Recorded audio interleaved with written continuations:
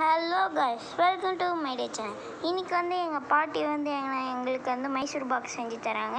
அதுவும் டேஸ்ட்டாக இருக்கும். அதுவும் வீட்டிலே செய்கிறது. இதுக்கு 3 பொருட்கள்: மாவு, அதுக்கப்புறம் என்னது சீனி, சர்க்கரை, தண்ணி. பாட்டி இப்போ மைசூர் பாக் செய்கிறாங்க. பேப்பரில் போட்ட போகிறாங்க. எல்லோரும் இது போட்டு கடலை மாவு இது போட்டு நம்ம வந்துடும். இப்போ இதை இந்த பேப்பரில் போடலாம். இது எப்படி செய்யணும்னா எங்கள் பாட்டி கிட்ட சொல்லி தருவாங்க. பேப்பரில் போடலாம். கரெக்டான பதத்துக்கு வந்ததுக்கப்புறம் தான் எடுக்கணும்.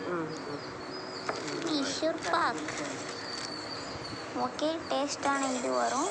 நம்ம டேஸ்ட்டாக கெமிக்கல் இல்லாத ஸ்வீட், அதுவும் கெமிக்கல் இல்லாமல் நம்ம செய்கிறது. பாட்டி சப்ஸ்கிரைப் பண்ண சொல்லுங்கள். பாட்டி செகண்ட் பிளேட் சப்ஸ்கிரைப் பண்ண சொல்லுங்கள். சப்ஸ்கிரைப் சொல்லுங்கள். நீங்கள் சும்மா சொல்லுங்கள். இது எங்கள் பாட்டிக்கு செஞ்சது. தண்ணீர் ஊற்றி சர்க்கரை போட்டு பாருங்க, கிண்டிகிட்டே இருந்தோம்னா கடையில் போனீங்கன்னா ரொம்ப காசு கேட்பாங்க. எங்கள் பாட்டி அழகாக சொல்லுவாங்க.